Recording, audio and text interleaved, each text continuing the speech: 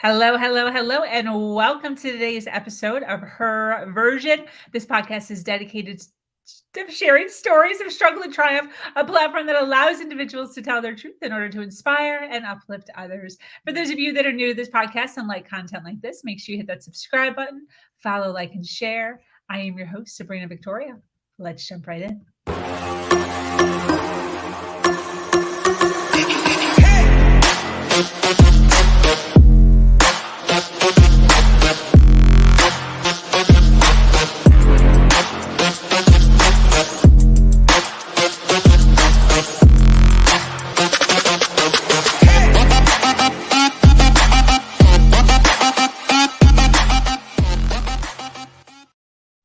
Hello, and thank you for joining us today for this episode of Her Version. The Her Version platform is built on storytelling and the understanding that many times our greatest learning experiences come from listening to other people's stories. Today, I'm speaking with an amazing woman named Hannah Chapman. Having lived through the entrepreneurial roller coaster her entire life as a child of self-employed parents and as a young building business of her own, Hannah Chapman is a certified financial planner that knows exactly how to help abundance-minded, multi-passionate entrepreneurs find financial clarity and put the financial strategies in place that will allow them to lead their wildest dreams. Oh my gosh, girl, what a way of putting that all nicely in that. I love it. When she's not connecting with other beautiful humans, you'll find her hanging out with her family, sitting in her backyard, listening to songbirds, reading, hiking, or creating art. Welcome, Hannah. How are you? Oh, I'm so good, Sabrina. Girl, you did a great job with that. Thank you. Sometimes they're like so long and you get it, but you like just stuff that in 2 sentences so nicely. I've been practicing, Good honing my copy. Good for you. I absolutely love it. Well, I'm so excited to have you here. And, I love women who are understanding the process of podcasting, storytelling, inspiration, giving back, the importance of value and helping the female community to really understand some of this stuff that we don't understand. Mm-hmm. We don't know. So I thank you for being here and taking some of your time today to hang out with me and share some of your past journey and some of what you're doing now and all the goodness that you're giving to the world now. So how are you? Tell us where you're from. Oh, well, first of all, I'm wonderful. I am expanding all over the place and it's very exciting. And I am currently living in Cincinnati, Ohio. And I'm originally from Arizona, from the Phoenix area and Flagstaff. So my heart kind of lives in mountains. And one day I'll be back in the mountains. That's kind of my vision for my life and my family. I love it. Do you have a story behind your earrings? They're so pretty. Oh, I saw them on the internet and I loved them. Are they all beaded? They are. They're Wow. beaded. The brand actually. So I'm gonna add this. The brand is Mother Sierra, and they support women in Mexico, like small artisans in Mexico who make these by hand, and then they sell them. So Mother Sierra is the brand, and they're absolutely gorgeous. I have other ones that are like really long, and they're very dramatic, and I love them. Oh, also beaded? Mm-hmm. Oh, that's so cool. Yeah. I have an issue with that because my ears are all, since I had my son 18 years ago, my ears get all weird unless it's like gold. Mine did that for a long time too. So my oldest is 11. My children are 11, 9, and 7.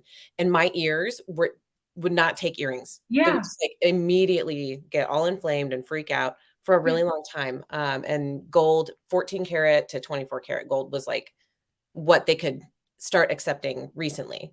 So then what'd you do? I don't know. I think I just like decided that it was going to be okay. And I was going to just wear gold earrings, and that like got them used to having an earring again. And now it's fine. Do you think maybe that's what it is? Do you think they're not used to having earrings in them? Maybe. Because I did go, because when he was little, I went a long time because he would pull them. Oh, yeah, no, I had my kids rip necklaces, like, pull Yeah. earrings, like, "Nope, nope, we're not doing that." Maybe that's what it is. So I just need to do like little test runs of like an hour or so and then take them out. Yeah, because Yeah, I have these beautiful I gave a lot of them away or sold them on Poshmark. mhm. And but I still have a few of them that I really, really love, but I haven't been able to, I don't wear them Yeah, yeah, 'cause, do a couple, just te test it out, give your yeah, body the chance to reacclimate. that's probably what it is. I didn't even think about that. Yeah, 'cause you're like putting something in your body, sort of like, Right. yeah, it's probably like, what the fuck? Now it's been 18 years. So Okay.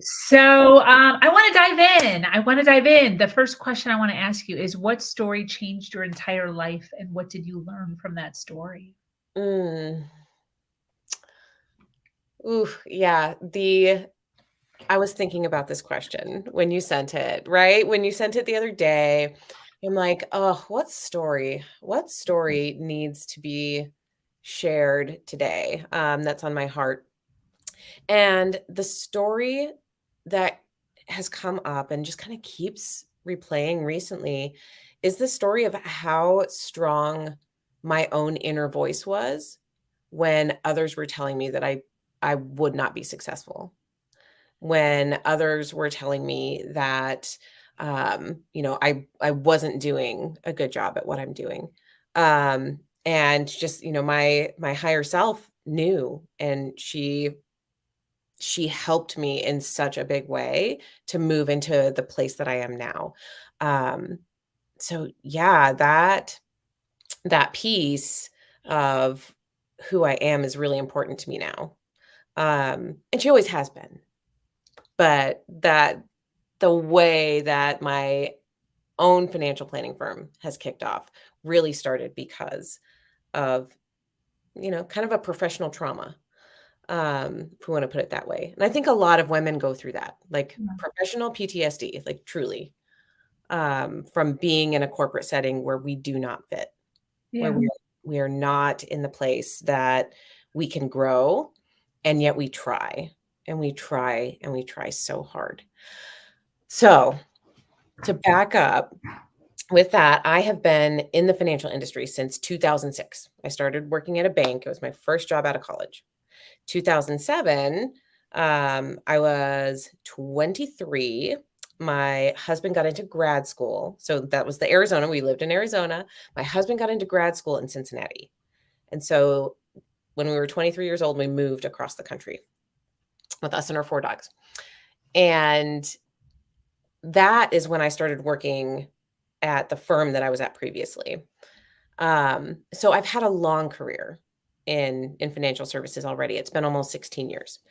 Um, and through that time, I was young. I'm driven. I'm the achiever. Like if anyone knows their Enneagram, I'm a 3.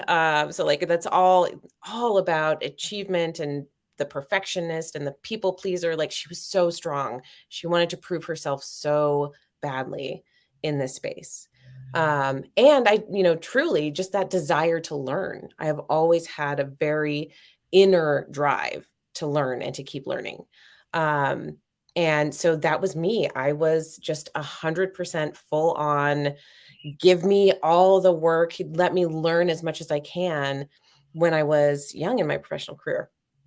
And when I started getting bored, I stayed in that for a long time. I stayed in that role, in a financial planning support role. Um, for a long time because I had kids. I mentioned my kids are 11, 9, and 7. And, it was important to me to be home with them. And I also was the breadwinner for my family while my husband was in grad school. So it was both. I was the breadwinner, I worked full time, and my kids were at home with me. Wow. So that was back in 2011. I was like one of the first fully remote employees. I was remote before it was cool.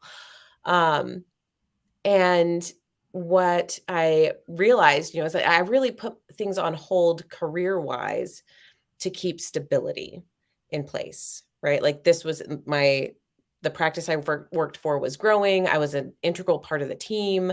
I kept getting raises every year because I would work so hard. I would take on everything. If someone had a problem, Hannah, could fix it, like that was it. That was me. And by the time my youngest was about 18 months old, I had been working at home. I'd been surrounded by my children for a long time. I was like, all right, we're ready like to finally like put the younger two in daycare, and mommy needs to be around other adults. Yeah. um, and so I asked to be, I was like, I'm ready. I'm ready for more.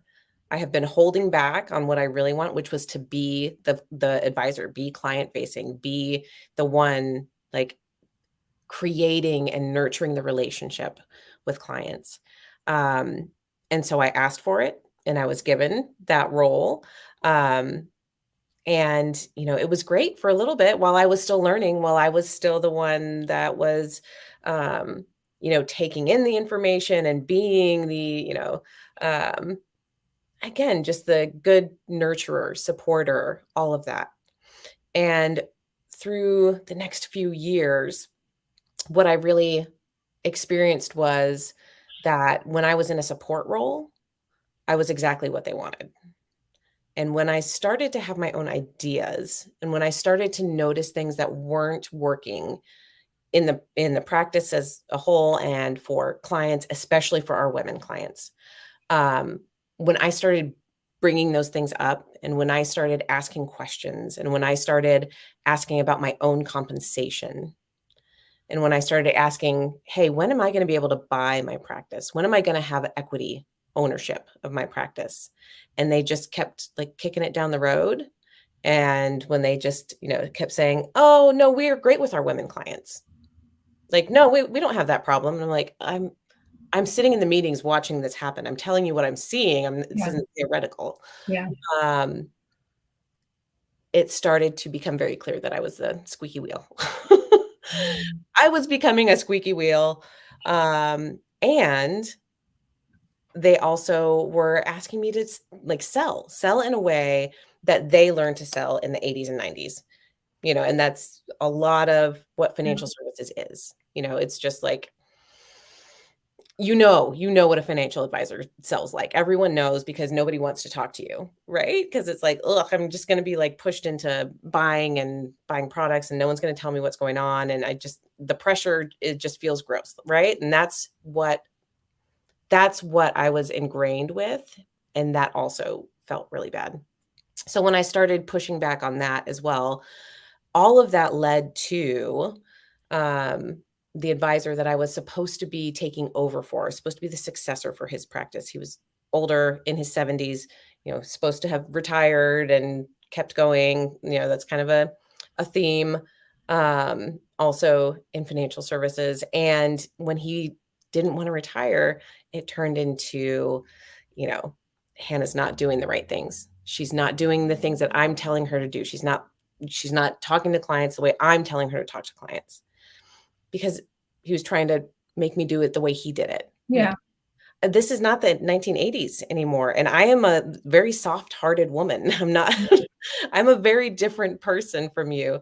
But the breakdown of that relationship, I mean, I can tell the story with less anxiety now, but at the time, I had to go on anti-anxiety medication. I saw a psychiatrist and a psychologist for the first time. I went on antidepressant medication just to get through my day. Wow. And because I had to sit in meetings with this person who was literally telling me that I do not think you're going to be successful. You're not doing the things that I'm telling you to do, so you're not going to be successful. But you also have to sit in these meetings with me, with these clients, and meet these clients, right? Because that's what the other partners were saying. So the push for me truly was, when I'm putting all this effort forward, when I am doing everything, I know that I am supposed to help people become prosperous in this world and understand what prosperity means in a global sense. I know that that is my purpose here on earth. So to have someone telling me that, oh, you're not going to be successful, you're not good at this. My higher self, through the trauma, through the tears, through like all of the, like watching my dream crumble around me, of what I thought I was going to build at this firm, all of those visions were just like just just falling down, right? Just Yeah. burning to the ground. And at the oh gosh, that's the that was really the piece where I knew it had to change because I had to drive every day to the office. Mhm. And there was one left turn that I had to make every day. And I started having these thoughts of if someone just sideswiped me and I just wasn't here, everyone would be better off. Wow. Yeah. No one else, I don't want anyone else to get hurt. Just let it be me. Mhm. And, they'll be better off at work. My family will be better off without me. Like this is all just too much. Like Yeah. I'm not doing the right things for these people, right? And that's where that the voice, my higher self, my intuition, source, God, whatever it is that you call that your inner still small voice, she said, that's not you. That's not you. And then when, the advisor that I was talking about said, you're not going to be successful, she got loud. She said, they don't know who you are. They don't know who you are. Yeah. I didn't know exactly who I was either, but I knew it wasn't what they were painting me as. Yeah. And so that it felt like anger, right? It felt like waves of anger. It felt like heat. It felt like indignation. All of those pieces of me coming up to protect me, to propel me into what I knew I needed to do. That was what it took. That was what it took to show me that I had what it takes to launch my own business. You mentioned, in the intro, I grew up in a family of entrepreneurs. And what I learned from that was that it was really hard to be an entrepreneur. Yeah. Because my money story from when I was little is that we don't have enough and you can't have what you want. We don't have enough money for everything we need, so you certainly can't ask for what you want. Yeah. And even though that wasn't true past the time when I was probably 12, 13 years old, things were getting a lot better. My baseline from when I was a child was you can't have that. So entrepreneurship, launching my own firm, that was a terrifying prospect for me when I was still in that mindset of like, I need the support. I'm really scared. What if I don't have a salary, is it going to be okay? And that was, that higher self, she just kept pushing me. She pushed in just the right way through that period where I needed to have that, like it had to hurt. As crazy as that sounds now, if it wasn't as painful as it was, I would not have moved. Yeah. If it was enough like, "Oh, I can deal with it. I'll just take more anxiety medication." If it had been like a little bit less, heat, I probably would have stayed longer Yeah. and been miserable longer. Yeah. We have a couple people here I want to pull up. Can you read these out loud just to the audio? Yeah. Ooh. Yeah, it says, "That's what pushed me to find the job I'm currently at. Previous boss said awful things. I ended up with a panic attack on the way to work one day." Oh, yeah, yep. That was the last straw. Was on 9 meds to cope. I immediately resigned without a backup job. Ended up getting an amazing boss, and I am 3.5 years in, so I can relate. Ah, yes. I had a literal panic attack in the bathroom, more than once. So, on the way to work is a little bit scarier even, but yeah. Those are the signs, right? Those are the signs that you are not in a place that is safe for you emotionally, psychologically, spiritually. And when we are in a place where we are constantly in fight or flight or freeze, we can't do our best work. We can't be our best selves. There's just no way to do that. Um, so yes, for whoever shared that comment, I am proud of you and I am happy for you. And I'm like just so excited that you took that push. Here's another one. Yeah, Ashley, I've been told I'll never do well in a job, and I took that and proved them wrong. And then they begged me back once I had gotten experience. But it was hard to be told you won't be good at something. Ashley, what did you tell them when they begged you to come back? That's what I would have had some colorful words for that. And like, absolutely no. Congratulations. Yeah. Yeah, it's so important to listen to our bodies, to listen to our hearts and our spirits. Yeah, it's amazing. Only on one medication now. Yeah, I don't take any anxiety or depression medications either anymore. It took a couple of years to like slowly wean myself off of those. But yeah, now it's like when I feel my feelings, and I do this a lot. Like I feel in my heart a lot, and I feel in my stomach. When I feel my feelings, I can understand why they're there. I can understand what's coming through, and I can feel it all, let it out. And that is so much healthier for me. 100%. Ashley responded to you. Ashley says, I made demands that I thought they wouldn't accept, but they really wanted me. So they just said yes to everything. And then I couldn't say no.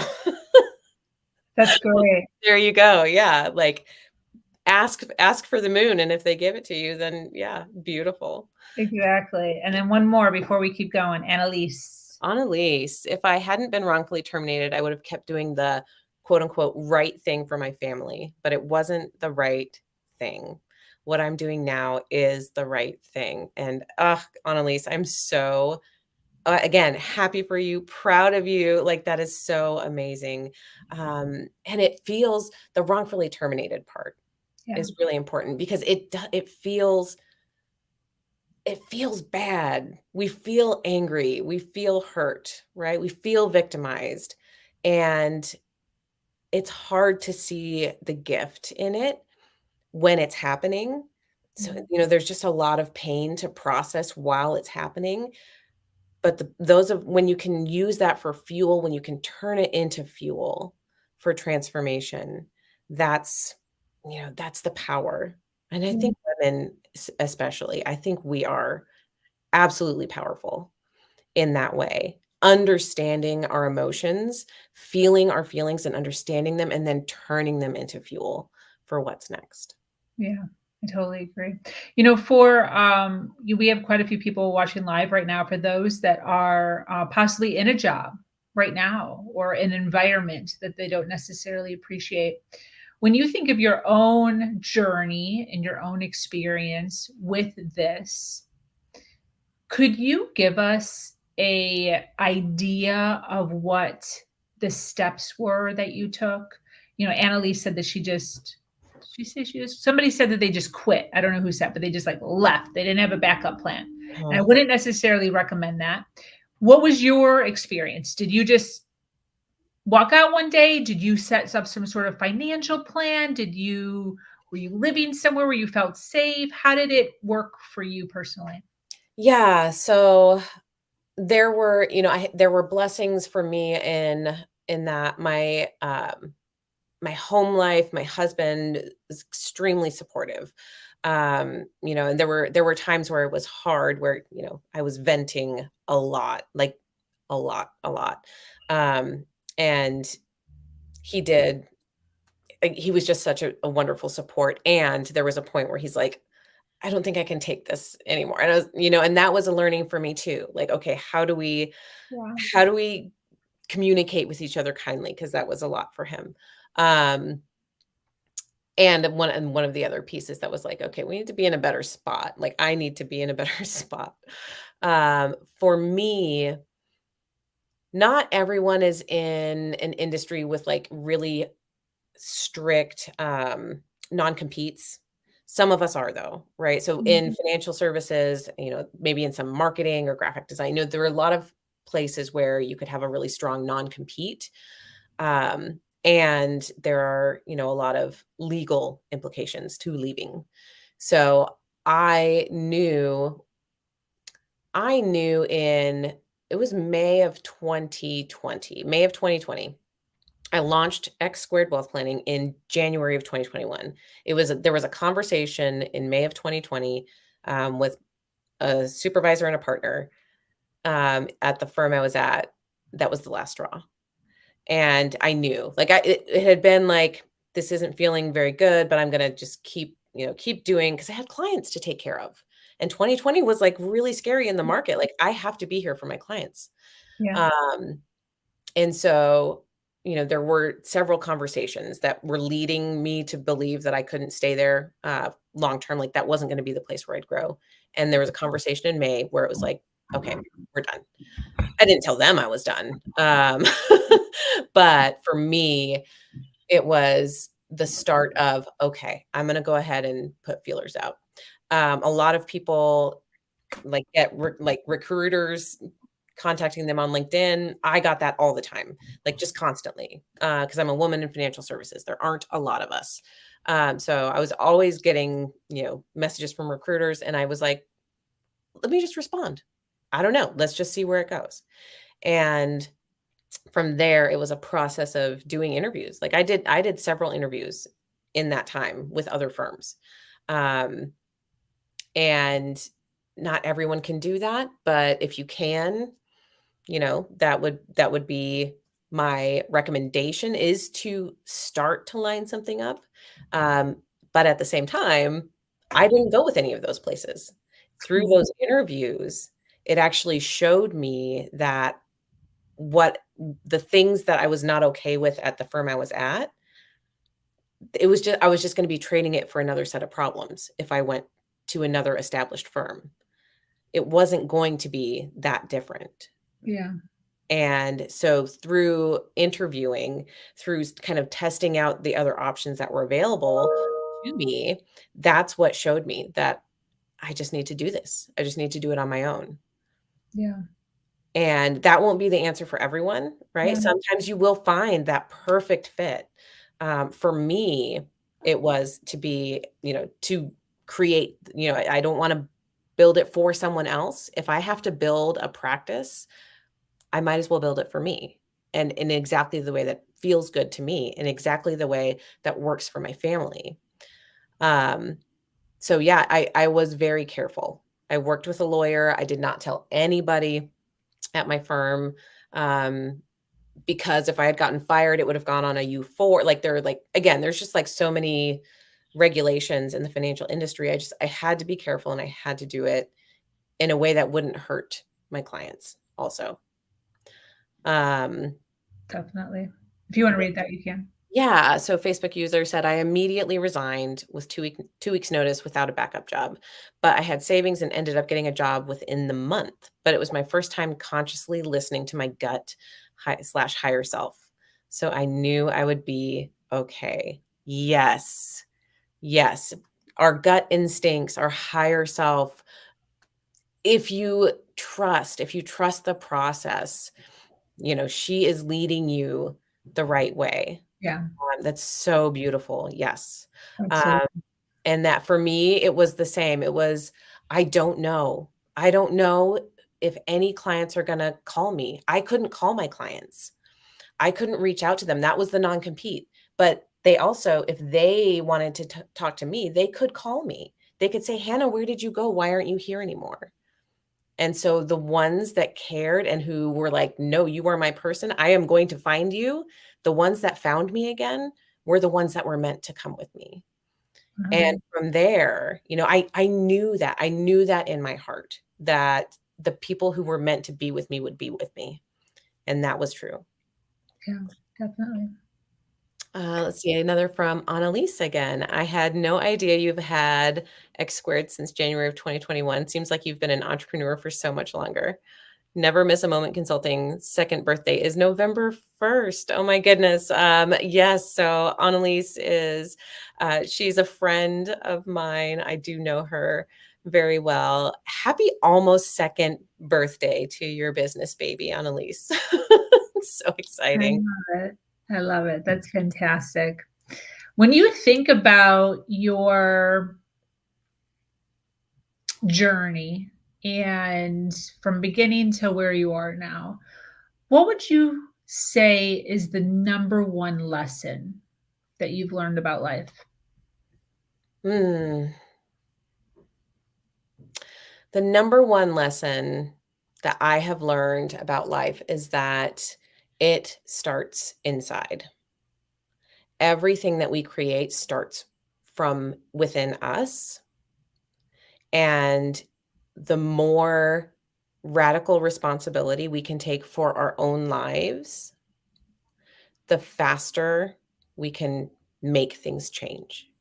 The faster, I don't even want to say it that way, not the faster we can make things change, the faster we can allow what's truly meant for us to come. And what I teach my clients and what I do differently, I would say, than almost anyone else in financial services that I have ever met, is really connect truly deeply within what is it that you truly desire? What is it that matters the most to you? What do you want to create in the world? Um, when we tap into those things and we use those as our North Star, as our guiding star, all of a sudden, all the other financial decisions we have to make become so much more clear.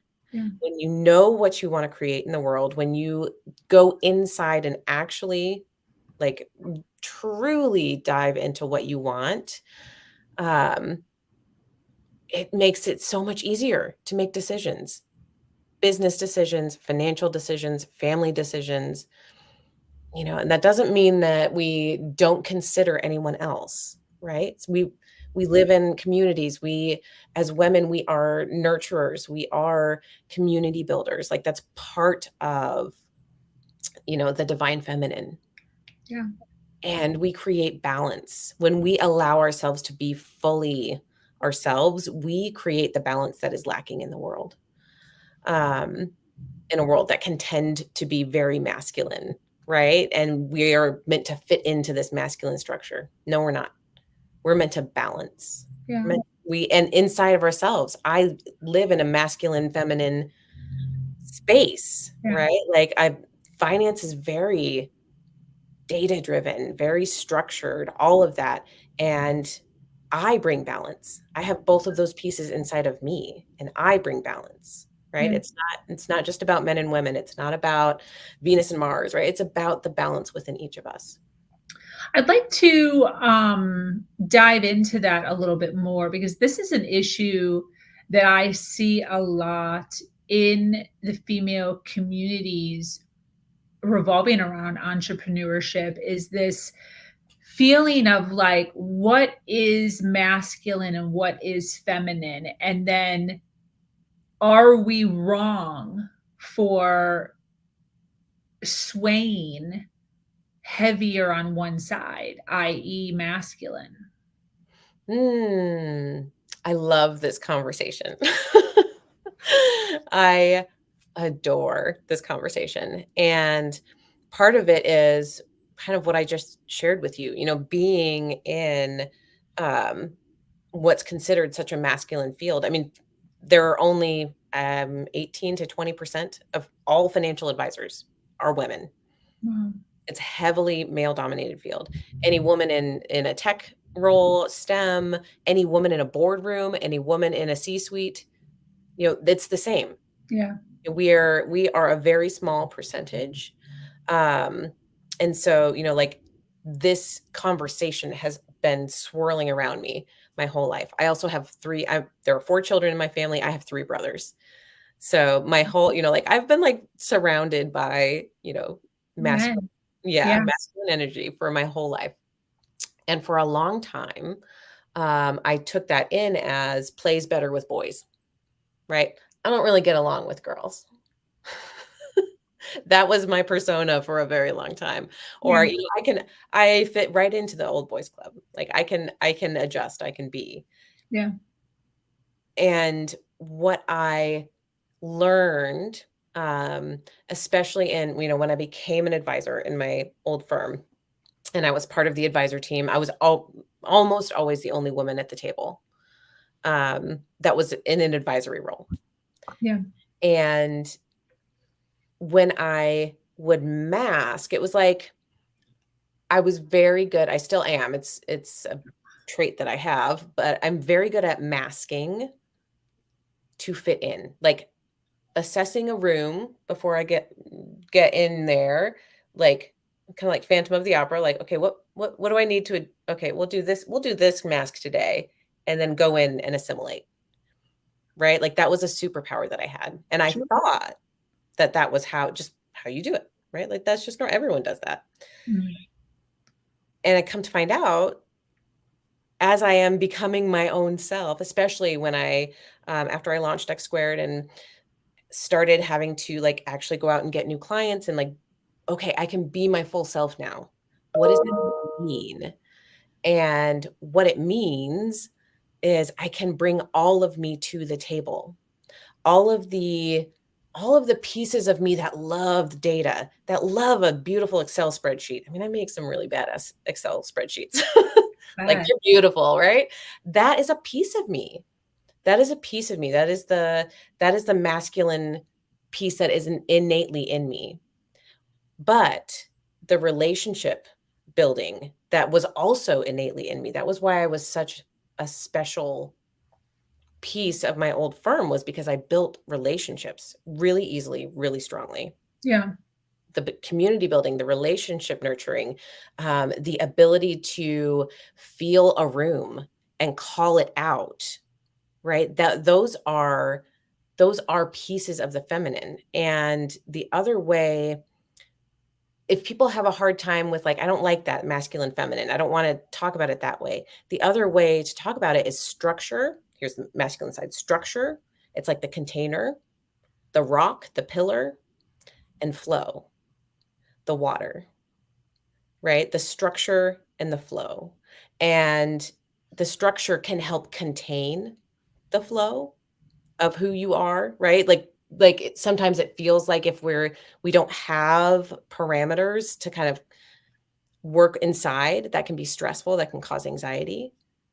But then you also have to remember that the Grand Canyon was cut by water. Yeah. The flow is stronger.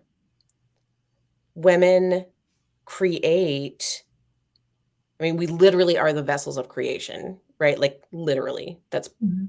what we are. And we are meant to carve a path, and we are meant to flow in a direction. And that to me really signifies the balance, Yeah. right?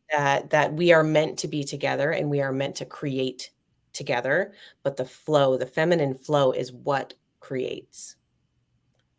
And I think that's really powerful for female entrepreneurs, especially, to allow, because when we move from like a corporate setting to a entrepreneurial setting, especially, we try to just be in the structure, right? We're like, just bring the structure of corporate here and like just be, like I can do this, right? Just recreate the structure. Think about it, tap into it, like feel what's special about the way you flow. What's special about the way that you build relationships? What's special about the way that you reach people? And honor that, while also allowing the structures, like allowing yourself to be supported by structure. Makes sense. I can Uh, appreciate that. Yeah, Facebook user, but I'm stepping into my goddess much more now.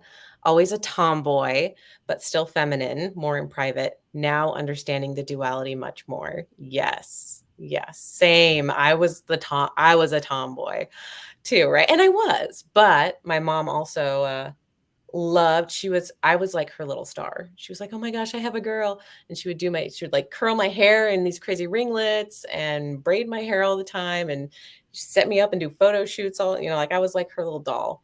It's adorable. But yes, I also identified as a tomboy for a long time. Too funny. Yeah, I think that I've always been very emotional. Identify as an empath now. Uh, but I went through era in my life for 15 years running outside door to door straight commission sales. That's all men. Mm-hmm. And going from being in sales to running the sales, 5 different offices, 4 different states, over 150 commission reps. And the masculinity just like sticks to you. Mm-hmm. I mean, you kind of have to. So I'm now comfortable in that. And it's interesting for me now at over 350 women interviewed, the conversation of femininity coming in over and over and over again, and how important that is. And, seeing women who are on one side of the spectrum where I'm like, wow, that's very aligned and flowing feminine. And then women that are on a drastic other side, even more so than I am, of masculinity. And then me kind of feeling this whole, like, I don't know what the fuck I'm supposed to be doing right now. Yep. So I just I'm very much aware of it, which is awesome because I've gotten so many stories on so many different angles of it. And the cool thing about being in this position is really checking in with myself consistently with, does this authentically feel good for me? And I think that that's what's important. If you're feeling as if you need more femininity, then allowing yourself to do that. Mm-hmm. And checking in on both sides, I think, is so important. Yes. And that's the beauty of it, is, first of all, the awareness, right? Yeah. Like, we can't change anything until we are aware of it and we accept it. Yeah. Right. And the other piece of that, awareness and acceptance, but acceptance doesn't just mean like, okay, I see that I see that I should. Yeah. You're just creating more to do on your to-do list, right? Yeah. And more, our tendency to turn the blame on ourselves. Why am I wrong? You said it before, like making yourself wrong, right? For not being more feminine or not understanding. Or, if someone on the other side of the spectrum, very feminine, very flowy, and like feeling like they need to, anything that feels like I need to, I should be more structured. Yeah.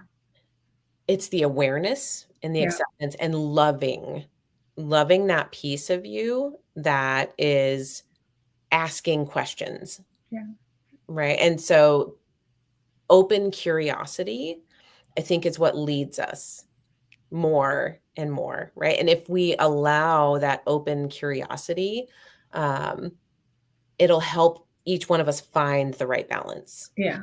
Because we all have, like, think of like a yin and a yang, like everyone's a little bit different, right? We have a different balance that's right for us, and it changes over time. 100. Right? It's not always going to be the same. Literally, like, our hormones change. Yeah. From the time we're a teenager to, if we have children, to when we go through menopause, like, we are literally always in a state of change. And so just honoring what that is at any given time in your life is incredibly important. Yeah. What would be some advice you'd give to females who are struggling with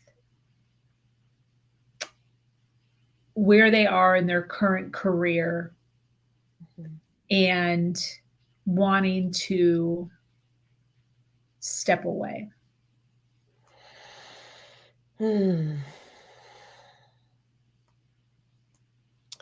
What advice would I give?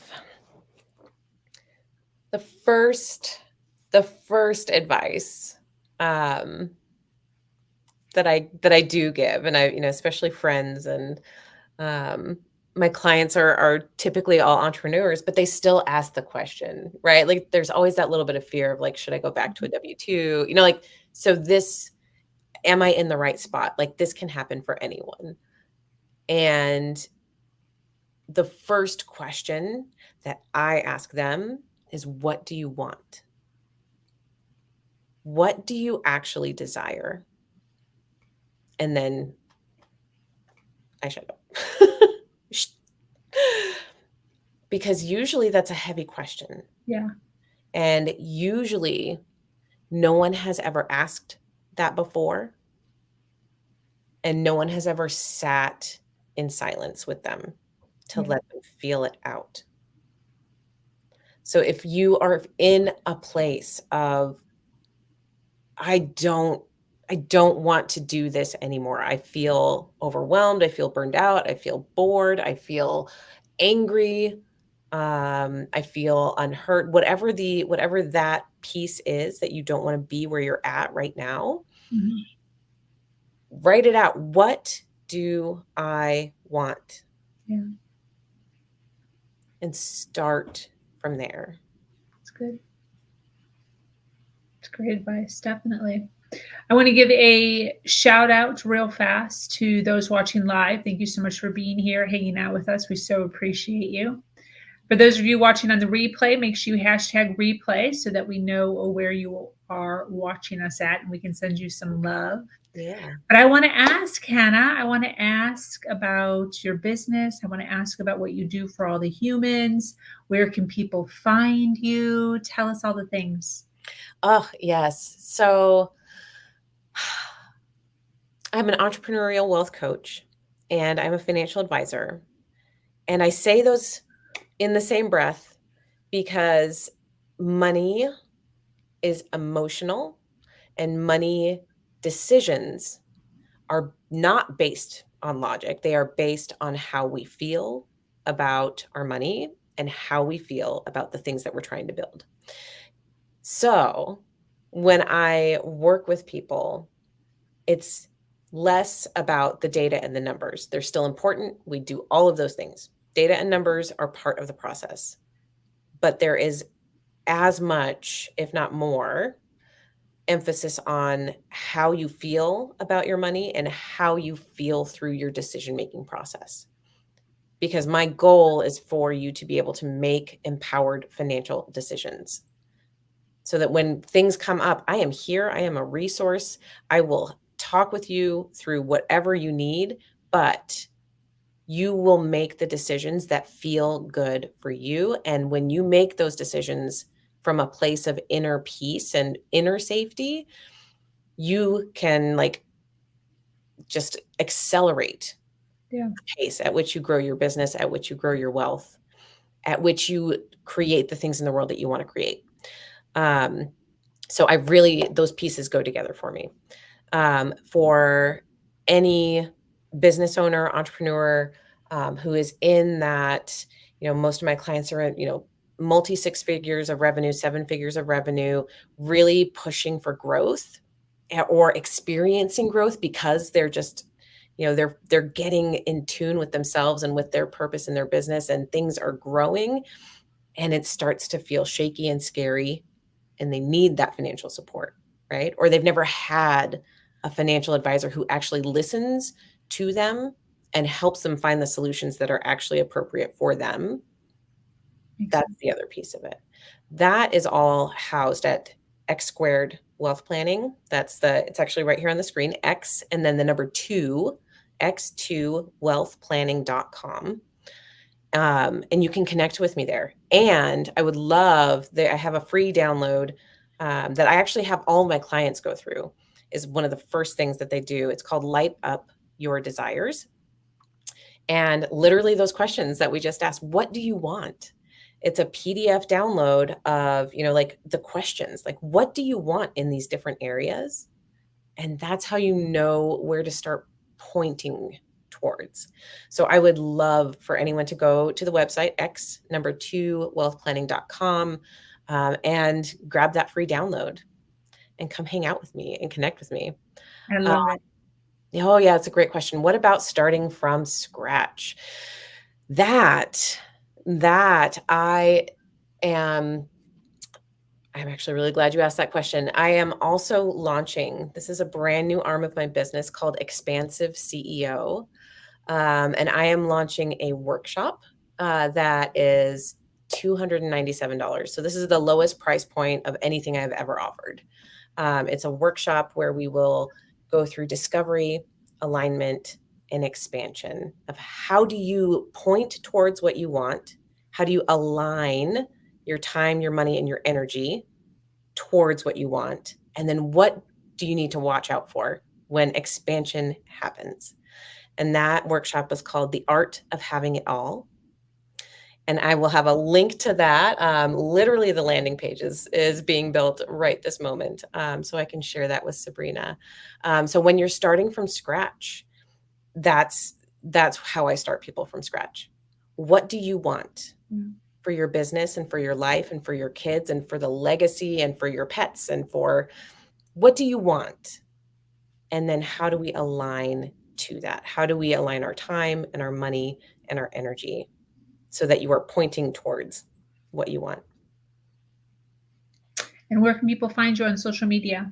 Social media, I am all over the place. I hang out on Facebook. Hannah Chapman Financial Advisor, I think, is how you can find me there. There are a lot of Hannah Chapmans on Facebook. On LinkedIn, Hannah Chapman. On Instagram, I am hannah.chapman.cfp. And I also have a YouTube channel through X Squared Wealth Planning. So I am all over the internet. I love interacting with people. I do my own social media so that I can connect with people. So yeah, if you message me, it is me. You are talking to me, and I would love to connect with you on any of those platforms, wherever it is that you normally hang out. Beautiful. I love it. And why do you do what you do?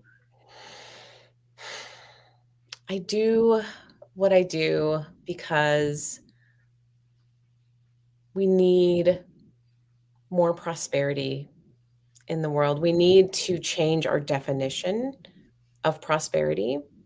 And with women in particular, what we do when women have more money, we help more people. Yeah. That's not to say that men don't also help people, but statistically speaking, when women have more money, they help more people. Yeah. And so I know if I help more beautiful entrepreneurial women who have these big visions, if I can help you create more wealth in this world, you will go out and help more people. And that is truly the bottom line. My heart is here to help more people live more prosperously. Yeah. I thank you so much for being here. This was absolutely wonderful. I loved your storytelling. I loved the insight. I loved the deep conversation on masculinity and femininity. So thank you for being open here and sharing some of your life's journeys with us. Do you have any closing thoughts before we wrap up? Oh, my closing thoughts are be the bright light that you are in the world. We all have I like to see light in colors.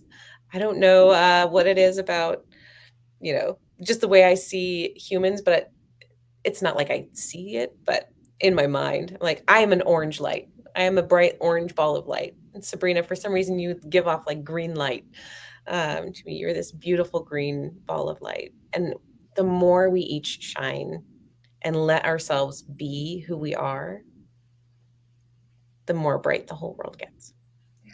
100%. Well, I thank you for being here. For those of you watching live or on the replay, if you resonated with all the goodness that Hannah shared today, make sure to connect with her. Her website, x2wealthplanning.com. It is also in the description below. So click the link or screenshot the picture, whatever works for you. We love to connect people here on this platform in order to make sure that we all continue to rise. Thank you so much for joining us here on Her Version. This community is expanding every single day and is filled with females who are striving to do better than they did yesterday. For those of you that are new to this podcast and like content like this, make sure you hit that subscribe button. Follow, like, and share. If you have an amazing story to share, a struggle to triumph, be sure to reach out to me at hernation.life. I am your host, Sabrina Victoria, and I'm so grateful to be here sharing a platform that allows individuals to share their truth and inspire others. Until next time.